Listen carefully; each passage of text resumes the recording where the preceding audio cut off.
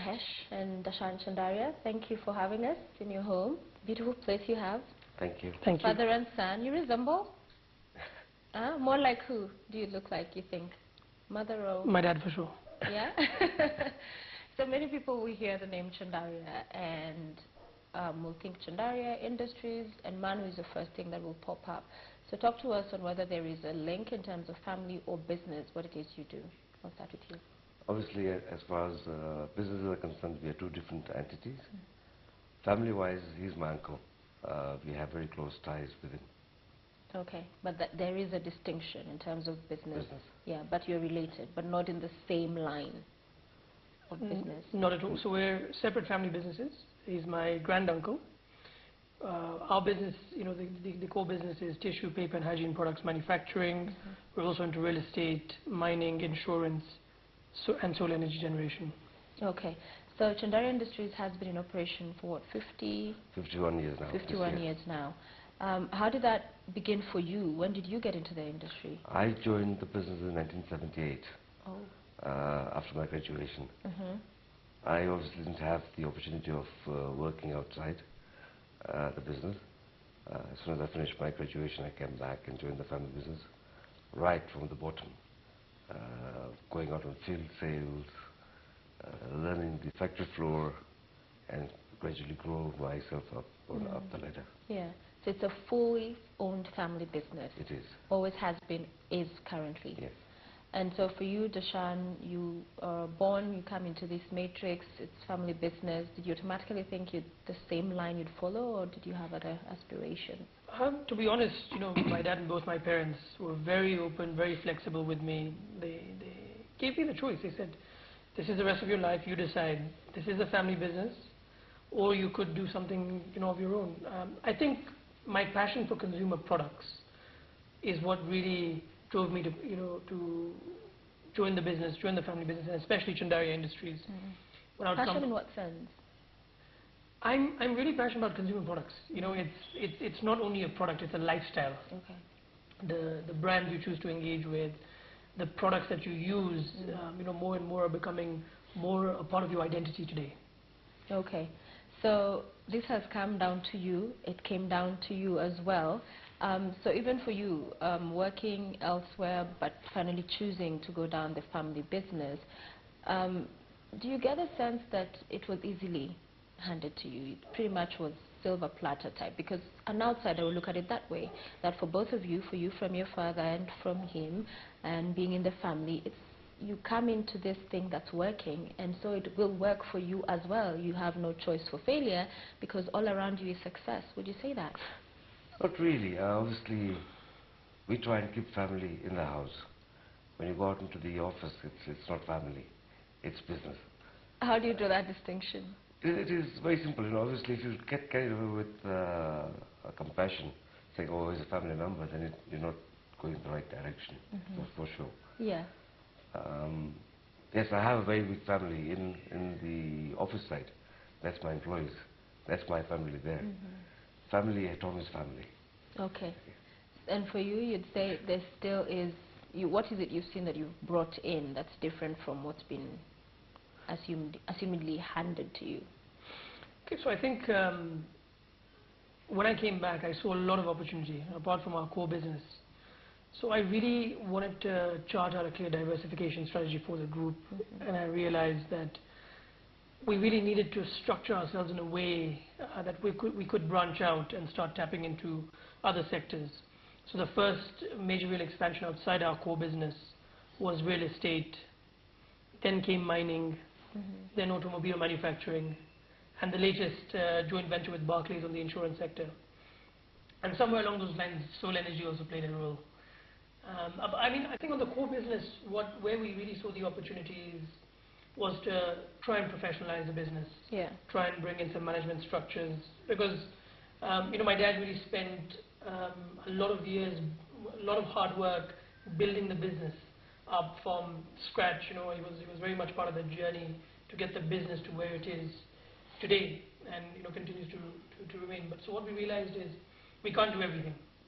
You actually hit a point where you realize that, no, look, I need to bring in some good people who can start managing different departments, who can start living our vision, doing what it is that we vision for the business, but professionals who've had proven track records to take that business forward. Yeah, but at top management, do you have people outside of the family working, or is it family throughout top management? No. We have people totally out of the family. The family is just three of us: Dasan, Neer, my younger son, and myself. Okay. We obviously rely a lot on professionals at very different senior levels as well, and that's what a successful business has to do. It's very important to have the professionals. So you're just 29 years old, and you're the CEO of the Chandaria Industries. You came back into the country and directly into that position, or how did that pan out? I wish into that position, honestly. Well, 29 and CEO is not too bad, not too shabby, yeah? Absolutely. So I joined the group in March 2009. Let me talk a little bit about what I did before. So I worked with a leading consulting firm in the UK. I did that for about 2 years, and I think it was really important for me to understand what it feels like to be on the other side of the table, to gain certain values as well, respect, working with colleagues, teamwork. So when I joined in March 2009, I actually joined in the sales department. My first role was actually printing out invoices, auditing the invoicing process, and actually from there on, I worked myself up in the organization. What's very clear with our structure is just because you're a family member, it doesn't entitle you to any responsibility or any particular role within the business. It is very much merit-based. I'll give you a very good example. Actually, when I was, when the decision to make me group CEO was announced in February, we actually recruited a professional. And at that time, the big debate was, does he become CEO and I take on another role, or do I become CEO and does he take on another role? So we really went through a fairly lengthy debate on this and a fairly lengthy discussion at board level, and finally the decision was made to take And I assume you were part of those discussions and deliberations around who would finally take up the position. So what is it about Dasan that edged out this other candidate? Obviously, there were a lot of things that were happening. I, unfortunately, was not keeping too well in 2013. Okay. And at that time, I had taken a bit of a back seat from the business because I was just not keeping well. Yeah. And that's the time when both Dasan and Neer proved themselves that while you're not around, we can run the ship. Yes. And it went very well. And obviously, it then boiled down to the two of them. And the weighted average was obviously Dasan had done a lot more and had a lot more exposure in the business. And hence, that's the reason he was given that position. That position. So him growing up, at what age did you start to expose him to the business? The younger Dasan, say at 10, would you go with him to the office? How did you start slowly showing him the ropes? It's always been the case, obviously in an Asian family, when you have your own business, when you go to your offices on the weekends, you tend to take your children back with you to the office and all that. And it gets driven slowly down the line. And I think it's just been a natural thing that I would do. When I went to the office, I'd ask him, would you like to come over? And he'll play around on the factory floor or whatever, mingle with the senior staff there. Yeah. And I think that's part of the upbringing that we have as Asian families. What if after he went to the UK and he was working there, decided, you know what, I like this job, I like the work here, to live here, and didn't come back to work with you? Would you have been disappointed? No, the options were open to him. The options were absolutely open to him.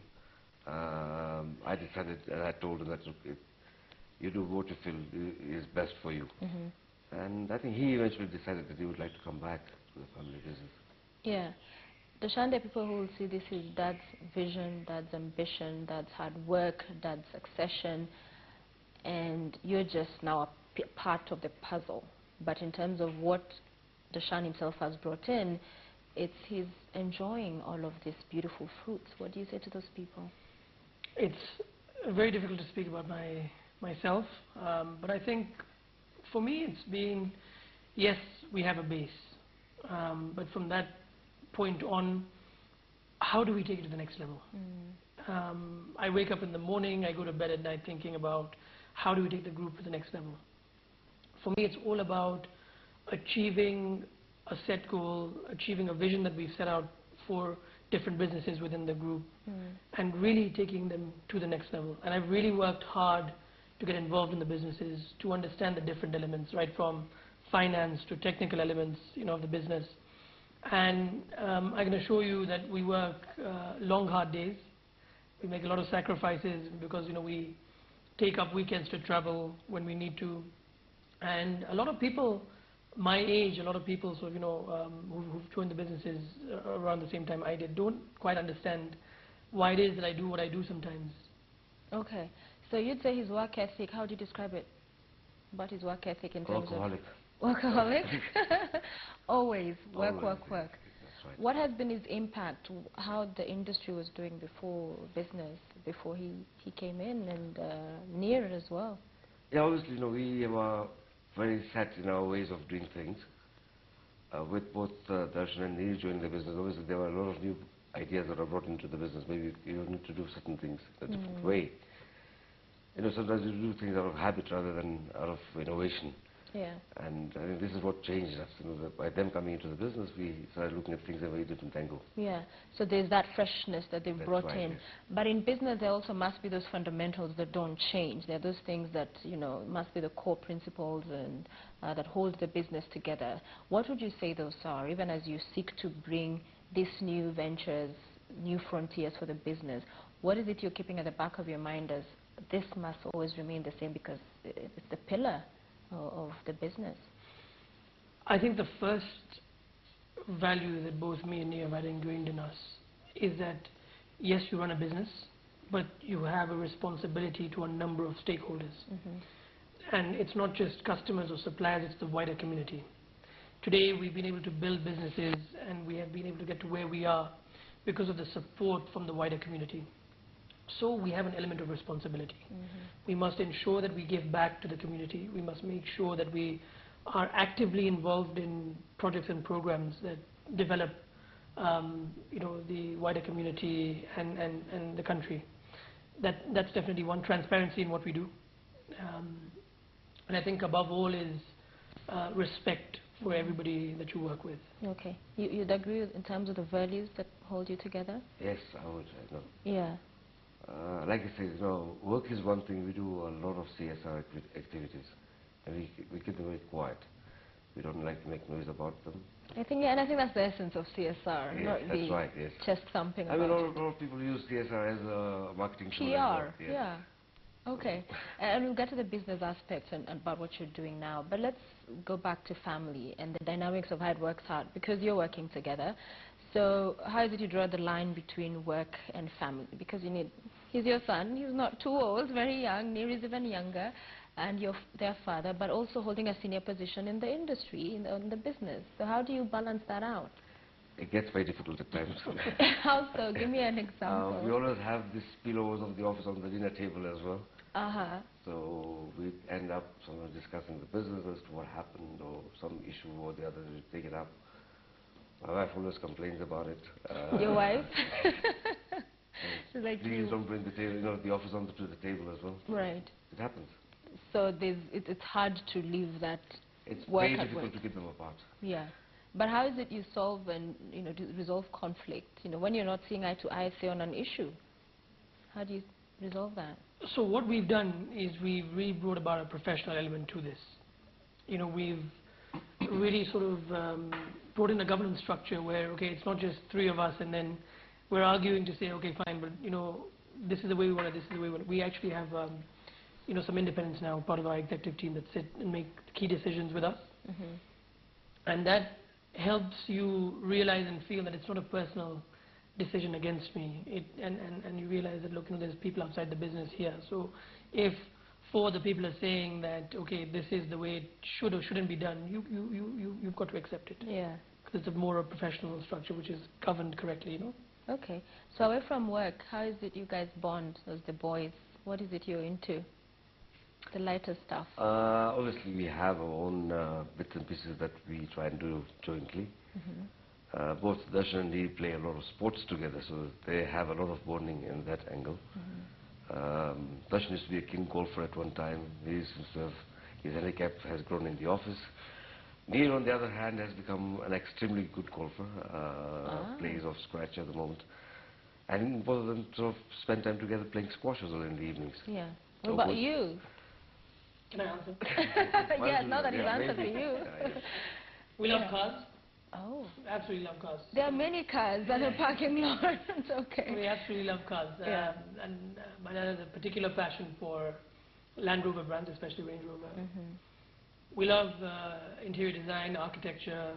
So we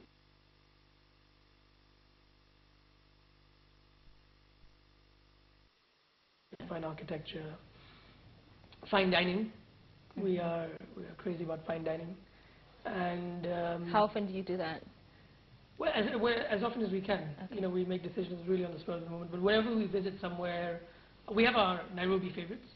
But whenever we're out of Nairobi and we visit somewhere, we'd always look up good restaurants, take recommendations. And music is something that all three of us are very passionate about. In our own taste. What kind?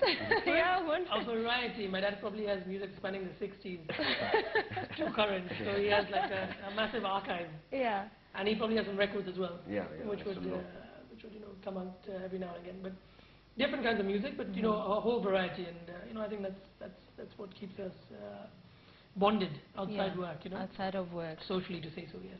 So I'm going to put you on the spot a little because there's your mother, dad. So do you have a girlfriend? Or married? Not yet married. Okay. But I think I'm running out of excuses. Is there someone special? Yes. And we'll see how that now, you know, sort of plans out in the grander scheme of things. Okay. But definitely, I do feel, you know, that I'm now, you know, ready to settle down. Is there pressure? Not really. Actually, my friends are pretty cool. Yeah. And they said, look, you know, when you're ready. Yeah. I mean, I'm on live TV with them, so I couldn't have put it, you know, any clearer, right? Yeah. Not really pressure. They've been very cool about it. They said, look, when you're ready, you tell us. Obviously, it's not a decision that you want to rush, either, you know, from my side or Neer's side, especially because of the responsibility we now have in the businesses and the responsibility we have also outside businesses. You know, outside our businesses, we're involved in a number of organizations, business organizations, social organizations. So something, you know, it's got to feel right. And I think when that point comes, I think the best way to explain it is you'll know. Yeah. And has Dad met the lovely girl? Yes, I have. Heard about her? No, I have. And I've left the decision on to him. Yes. He has to live with her. For you, because I remember I was talking to Vimal Shah, and he was telling me about when he got married, it was more of arranged, you know, him and this other woman, the families came together. For you as well, did you choose, or was it more of an arranged setup? No, I was chosen. Oh, okay. So you have met her and have thought, let him take his time, no pressure. You're not thinking, my friend, you need to style up real fast. I always keep on reminding that, you know, your age is now moving on, so you need to take a decision sometime. Yeah. But I still leave it to you as to when you want to take the decision. Keep on reminding that he's getting old. He's getting old. He's only 29. He feels like he's getting much, much older and faster. Yeah. Okay. So the thing, the significance of family for you guys, you know, working together, how is it you define that, the significance of having, yes, you have family, but it's in business as well together? What's the significance of that? It's a key pillar in our lives. I think very much so for me and Neer, and all four of us together. It's always been family first. We've grown up in a culture. We've grown up in a family setting where it's very important to respect, you know, the family and appreciate them more so than, you know, for who they are and what they've done for you.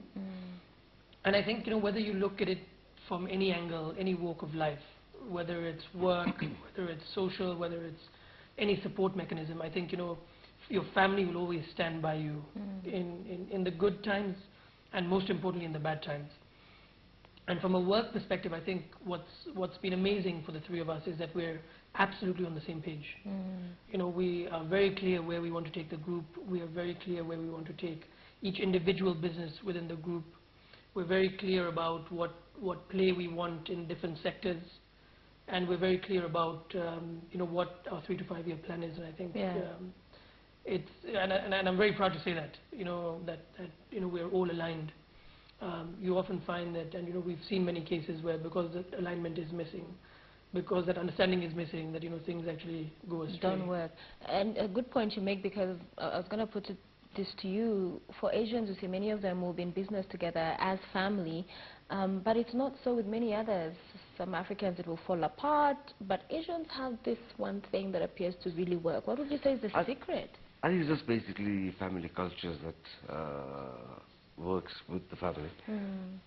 I'm beginning to see these now in the African families as well, that there is some kind of a continuity that comes as far as businesses are concerned as well. Yeah. I can see it happening. That is happening. Yeah. So it's not this one secret that these people have in terms of business and has been working for you. I think there's two real elements here at play. One is the value system. You appreciate and respect that, you know, when your dad or when your parents say something, you've got to take it on board, and you appreciate it for what it is. And then there's the element that I think the newer generation is now bringing to the business, which is professionalization. Realizing that family and business are two separate entities and must be treated so. So professionalizing it, you know, having a professional board and realizing that, look, you know, yes, from a continuity perspective, this is how it's going to continue. So when family businesses are not willing or not capable or for whatever reason don't want to take over and continue, you have professionals who take over the business and continue it. So succession is always on your mind from the very beginning in terms of how this continues, how this plays out in the long run. Yes, yeah? that's right. Okay. Let's get into the business part of it and break it down for us. Chandaria Industries, what does it cover? What business are you in? Okay, do you want to take it? Yeah. Yeah. I don't think it's a secret. We are one of the largest privately owned businesses and groups in the region at the moment. Chandaria Industries is the largest tissue paper and hygiene products manufacturer in East and Central Africa. We have manufacturing operations in Kenya, so that operates as Chandaria Industries Limited, and in Tanzania it operates as Tampac Tissues Limited. We sell our products in over 15 African countries at the moment. We're also the largest recycler of waste paper in the region. Over the 51 years of our operations, we have saved over 22 million trees, and with our expansion programs and what we aim to do over the next 5 years, we will save another 5 million trees. And it is an FMCG business. It's a fast-moving consumer goods business. Okay. And you've been recognized. There have been very many awards, you know, you've gotten just looking at your website. And as far as the recognition, some of the work that you've done, what do these awards mean for you? I think obviously we don't in particular go out for getting awards. Yeah. They come by way of merit. We always want to do the best. You know, being in an industry that's involved with environment, especially with recycling, we always try and get to do things in a very different way. You know, try and improve. I'll say today in Kenya we still have a very informal waste paper collection system. We keep on educating people down the line as to what they should be doing. We have a lot of families, individuals who rely on our industry by way of waste paper collection. I would call these people self-employed now, not being employed. And this is their livelihood, you know, collecting waste paper. So we have our own educational programs running as well, into trying to train them as to what kind of waste they should be collecting and how they should be doing it. It's working well, but it's a very slow and tedious exercise. Yeah, because I was just going to ask, we've not had a lot of your voice in that sense, even in terms perhaps of pushing for legislation, so that you have this more of a culture, people embracing the need to be able to recycle, the question of the use of plastic and the same. What do you say to that, and what do you plan to put in place to ensure this catches on? I think there hasn't been enough focus on the environment, if you ask me. You know, if you really look at what has taken center stage in the last couple of years, whether it's from a media perspective, whether it's from an awareness perspective. I think Kenya has had so much happen, you know, in the past medium term, that it's been difficult to focus, you know, on issues like the environment. We definitely are going out there now, educating people. Whenever schools, universities visit our premises, whenever our teams go out, you know, and partner with various government agencies, when they go out and partner with various other agencies that are connected to the environment, or, you know, the business platforms and the business forums we get invited to, we are always trying to let people know and trying to educate people on the importance of protecting the environment, the importance of recycling. And for example, we just had a massive celebration of World Environment Day, where we planted fruit-bearing trees at a school which is fully supported by us opposite our head office in Waraka, which is called Chandaria Primary School. We partnered with the Nairobi County and partnered with Tuskegee supermarkets to really go out there and create a strong message to say to people, look, if this is our world, this is our planet, this is our country, and if we don't do something about it now, it's going to be too late. Okay, and I was looking at your card. When tissue is the issue, and now going beyond the loo. Talk to us about that. So, as you can imagine, when both me and Neer joined, we found when tissue is the issue, very much prevalent at work, in our lives. Chandaria, yes. So we said, how is it that in our slogan we're going to add a mark of our own identity? How is it that we're going to add a mark by creating our own products? And so we said, you know what, it's not only about tissue, we're now taking it beyond the loo. And so how do we phrase this and embed it in our slogan? And we realized the best way was to say, hey guys, listen, we're now going beyond the loo. And how have you gone beyond the loo? First, we have had a lot more different products that came in after both the boys joined the business. Something that was not related to tissue at all, which Dasan will probably do. I inform you how we went about it. Maybe you want to talk about my coffee, what happened with that? Yeah, no, sure. So we've had, both me and Neer have had a fair share of interactions and launching to the market areas which were, sort of not related to the tissue and hygiene business at all. So the brand Mac Coffee, I think, has become quite synonymous now in the Kenyan market. And actually that was, something I was really passionate about starting. The concept of a 3-in-1 coffee available for users, sort of on the go. All you needed was hot water. You had the coffee, sugar and milk in there, good to go. I saw this and I realized, the traffic situation we have with people's lifestyles more on the go, there was a need for certain products.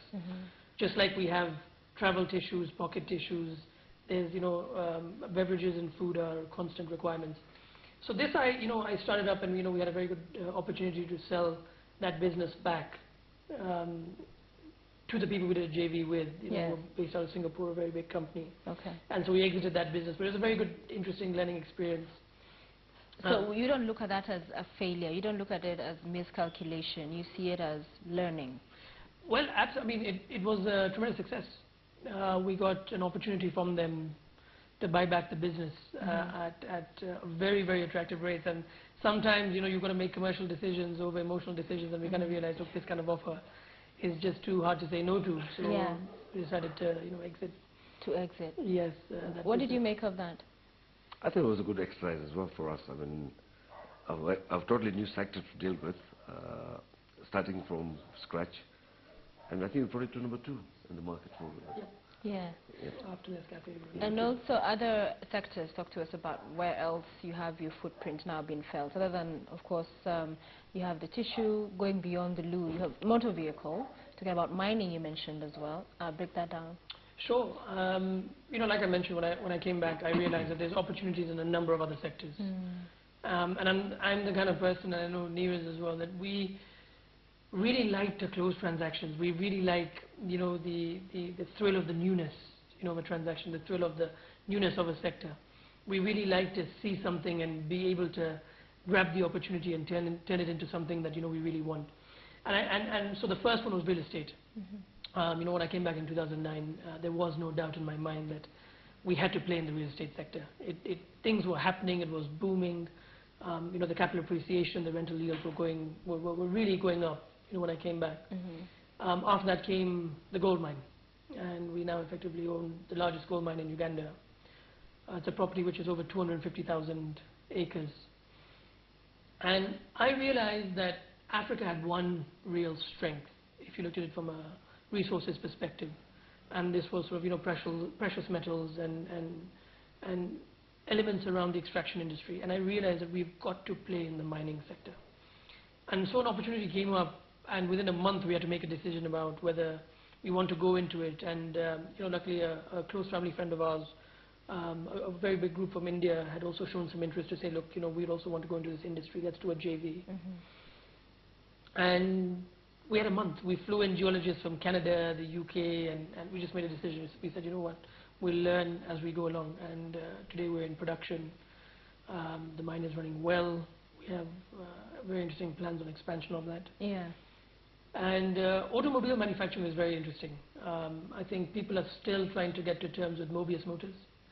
It's Africa's first mass market vehicle. It is going to be, a big statement when it actually comes out as a bigger entity.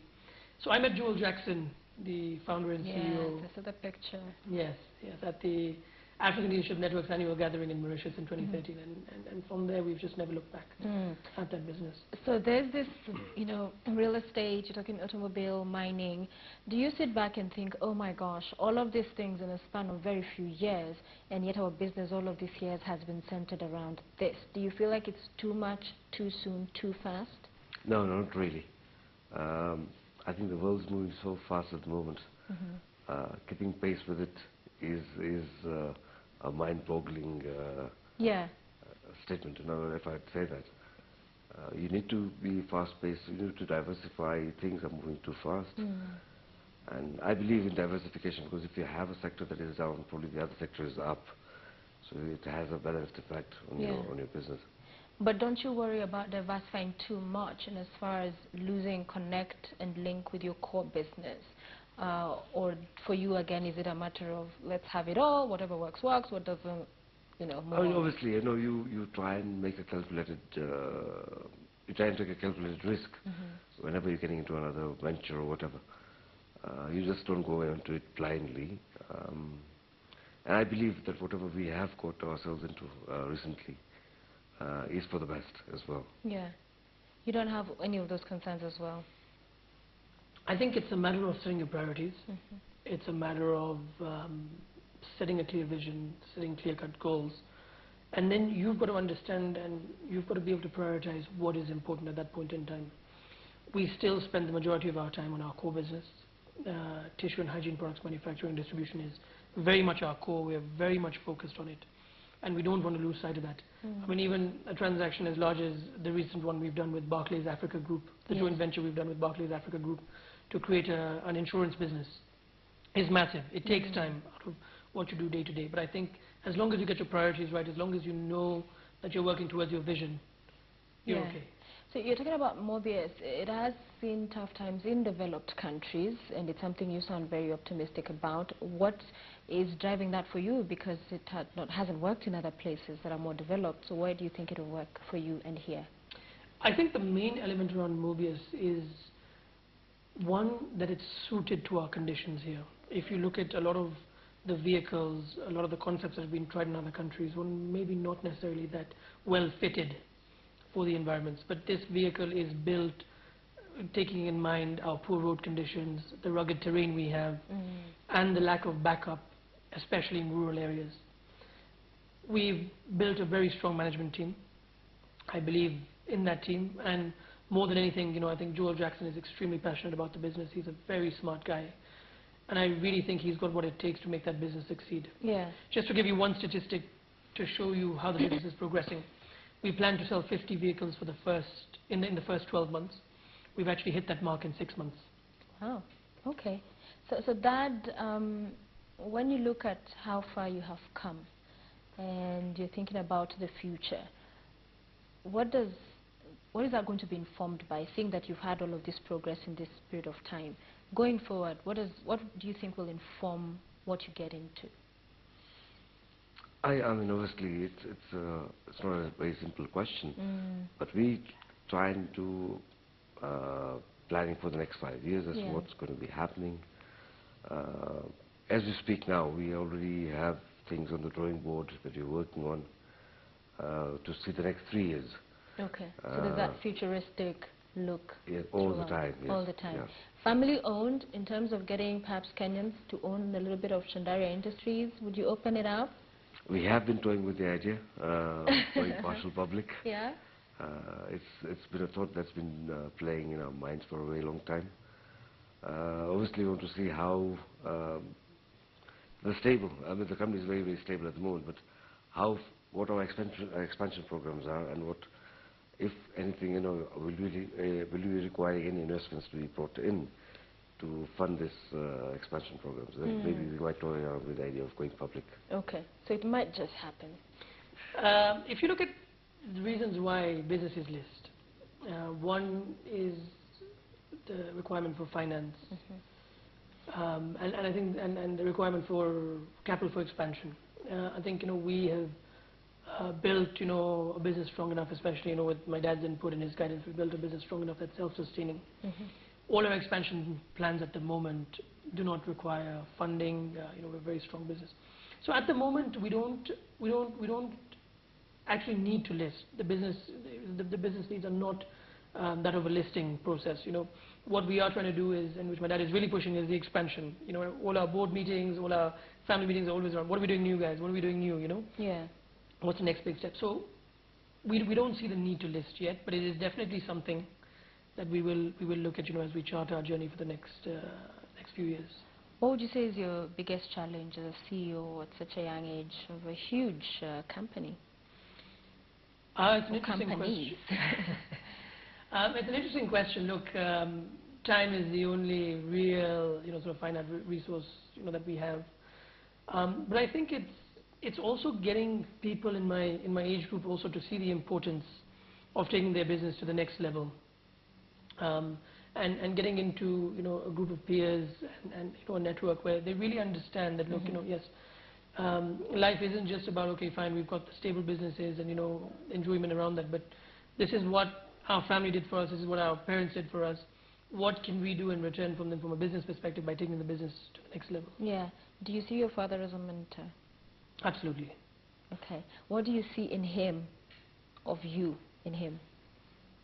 Someone who's going to drive my dreams, Yeah? Yeah, definitely.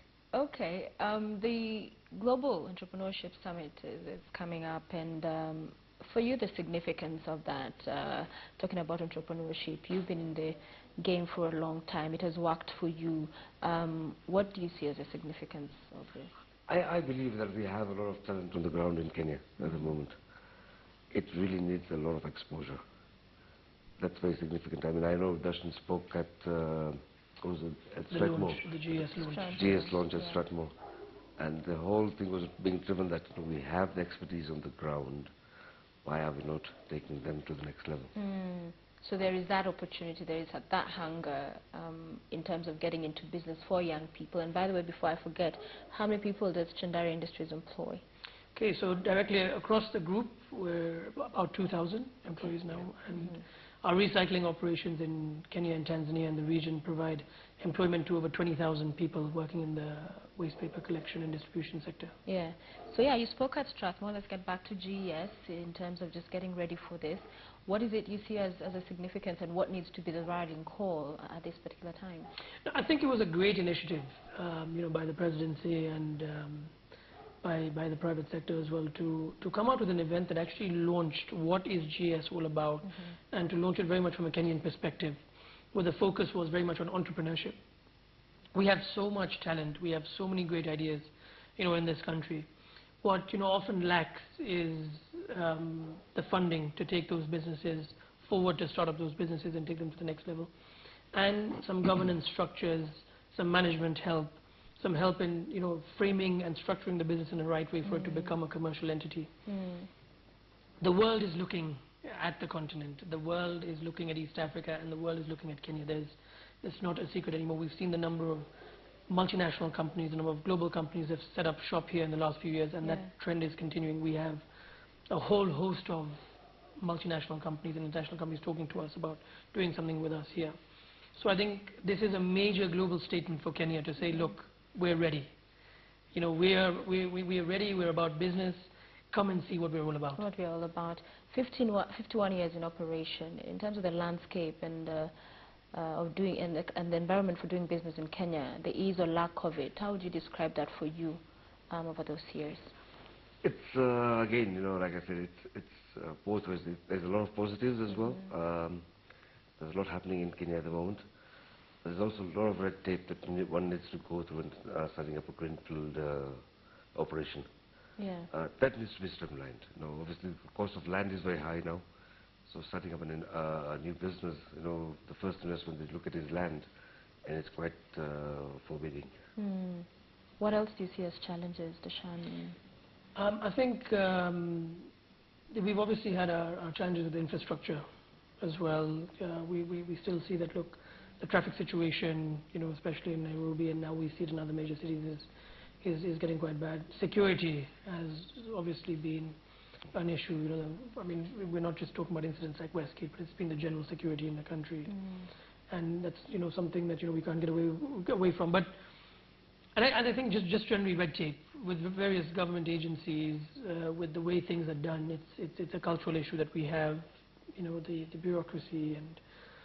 But I think what's nice to see is that the president and the government they actually have real initiatives which are being driven through the various business platforms and the various business forums and organizations I sit in. I'm actually exposed to some of these. So whereas a lot of Kenyans feel that there isn't much being done, when you actually get close to the people making the decisions and you actually sit and spend some time with them, you actually realize that, look, there is an action plan, and there is an action plan to change the culture, which is the biggest thing that we need. So what do you tell somebody, either Kenyan or foreigner, that wants to invest in Kenya? Don't look anywhere else. There's going to be challenges wherever you look, but especially the international companies, is to encourage them to partner, with local business people, because the international companies have the proven expertise, the global best practices, but the local partners help navigate the business, help navigate through these challenges. The president also threw a challenge to, the local investors to mentor and bring up these young people, to be entrepreneurs. As Chandaria Industries, what is it you see you can do to be able to stand up to that challenge and help in just bringing up other people who may not have those opportunities now? I was talking to both my sons. I mean, I said, look, we need to probably start something like Dragon's Den in Kenya. Give people the opportunity to come and expose themselves. I think that's the best platform that somebody can ever have, and you have a few investors on the panel who would take them on. Yeah. Something you'd do? Absolutely. It's very interesting. There's some very exciting ways in which we can frame this. I think if I can just tell you a little bit about what we've been doing specifically, we believe education and healthcare are two necessities every individual has a right to. We are supporting over 35 schools in Kenya. We're supporting a number of medical facilities in the country to make sure that we provide individuals with this, these critical starting points in life. Apart from that, I personally mentor about 5 young entrepreneurs. I'm very passionate about sharing ideas. So how did you identify these 5? It's been, so across the various different organizations, my involvements at business forums, speaking at business forums, you get people who come up and speak to you. You get people who write to you, and you actually really find those people. The most important thing for me in life is, if you have a drive and if you have the right attitude, nothing is going to stop you from getting what you want. And that's what I really look for, in individuals. And when they have that, they really can go out there and make a big difference. Yeah. For the young people who will watch this interview and say, you have all of these things, I'll take you back to that question, because of the clan or the family you were born in and all of this wealth, and they don't have those opportunities. There they are on their own, but they have ambition and they aspire for these great things. What do you tell them? For me, it's always been about, remember, I mean, I came into a business that was a consumer products business. I came into a business that was tissue, paper, hygiene, manufacturing. I didn't come into a business that was looking at automobile manufacturing, that was looking at insurance, that was looking at mining.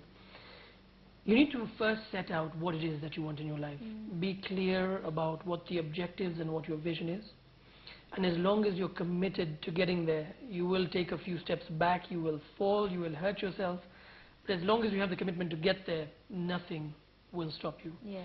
Even when it comes to, a matter of financing, when it comes to a matter of expertise, when it comes to access to markets, whatever the challenge is. I mean, we've seen businesses, and we're an example of that. I mean, had my grandfather not gotten to a boat from India and come to Kenya 70 years ago and decided that, look, I'm going to start with drinking straws, and I'm going to do it with whatever little money I have. I'm going to risk it, and I'm going to put my life savings, into starting this business. We wouldn't be where we are. But he was committed to it. He could see a bigger picture, and I think that's why I say that commitment to the cause, the attitude you have, and the drive in life are three of the most important things. Yeah.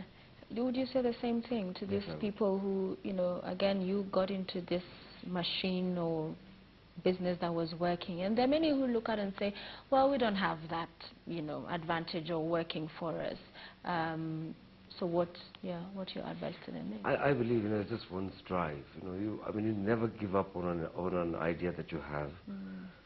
Life is full of challenges, you know, from the day you're born. You know, you have had challenges. Passing your exams was a challenge. You could say to yourself, no, I'm not going to pass this exam and just forget about it. Yeah. Why did you work hard and did pass those exams? So it's the same mentality you need to take forward into the business as well. All right. I want us to bring in the other great man in the family, but before that, I'll put this to both of you. If you had the opportunity to address the thousands of people that will be gathered for the Global Entrepreneurship Summit, say there's Obama there, President Kenyatta, and all of these other dignitaries and businessmen and women, what is it you'd tell them? I would really tell them to look at the opportunities that Kenya has. I'd like them to look at the fact that there is a reason why that event is happening in Kenya this year. And really, I'd ask them to identify the businesses that they believe in, identify the opportunities they believe in, and support them without thinking twice. Okay. And for you? The same. Obviously, I'm not going to be part of that. I'm not a youngster anymore, but... If you were to be there. No, I agree. It's just that, you know, you need to give yourself out there and get them to understand what these youths have. Like I said, you know, we have a lot of talent out there. They just need to be exposed. They need to be exposed. And given the opportunity. Okay. Well said. All right, so we have now everybody on board. Neer, good to see you. Yeah. How is it like to be the youngest? How old are you? I'm 25. 25. Yeah. And your position in the business is? Currently, I'm the Sales, Marketing and Business Development Director. Director. Yeah. So explain to many people who don't understand that position at 25 in a huge company. Well, I joined about 4 years ago. Came out of university. Was going to work somewhere else, get some outside exposure and everything. But my dad and my brother, of course, told me that we do need some more resources here and you need to come and join us very quickly. Yeah. So came in, learnt everything right from the beginning. Took time to go into each department, get to know everything. But I've always been a person who's never really had I can't sit at a desk for more than an hour. Okay. I've always been a fidgety character, just getting up all the time, just running around. Yeah. And I've always had a passion, you know, of sales, marketing generally. I've always had this creative nature behind me. But yeah, generally I get a major thrill from generating a sale, and a big one. Yeah. So I've just had a passion for it and put a lot of time and effort into the sales and marketing side of the business. And I think once I made myself, or once I proved myself to my dad and my brother, I think that's when they gave me that promotion to become the director. So when it is you have to go give a pitch to this huge other corporate head, you know, you're seated across him, do you ever get intimidated? I don't think really intimidation is something that comes when you're a salesperson. You should be able to sell an iPod to a deaf man. That's what sales is all about. So pretty much intimidation is not the real problem that I face. What do you face? Generally when you go and pitch to a customer, you've got to show him why you're unique compared to other competitors in the market. That's the biggest challenge I feel. Okay. But generally I don't think intimidation is a factor in sales. Yeah. Yeah.